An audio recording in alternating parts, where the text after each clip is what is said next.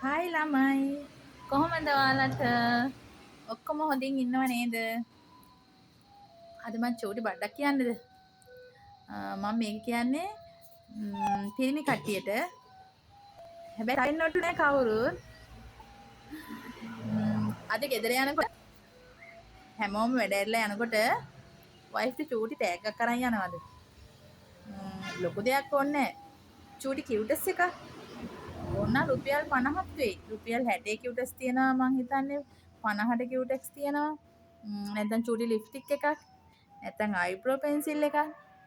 බලන්න අද ගිහිල්ලා වයිෆ්ට ආදරෙන් දෙන්නකෝ මං ඔයාලට චූටි ටැග් එකක් ගෙනාවා කියලා. ඔයා බලන්න බොරුද කියලා එයා ගොඩාක් සතුටු වෙනවා. ගිහින් දීලා මට කමෙන්ට් එකක් දාන්නද එයා මොකද කීවේ කියලා. ඕගොල්ලන්ට පුළුවන්නේ. මං දකිනවා හැමෝම වැඩැරලා යන වෙලාවට සමහරට හවස බාර් එක ගාව පොලිම ඉන්නවා ගොඩාක්. වයිෆ්ට රුපියල් 60ක රුපියල් 400ක 500ක චූටි දෙයක් අරන් යන්න බැරි කමක් නෑනේ. ලොකු දේවල් ඕනේ නෑ. චූටි දෙයක් අඩු ගානේ රුපියල් 50යි චොක්ලට් එකක්. බලන්න අද ගිහින් දීලා මට කියන්න මොකද කියන්නේ කියලා වයිෆ්. හාද? මම බලනවා කමෙන්ට් එකක් දාන්න.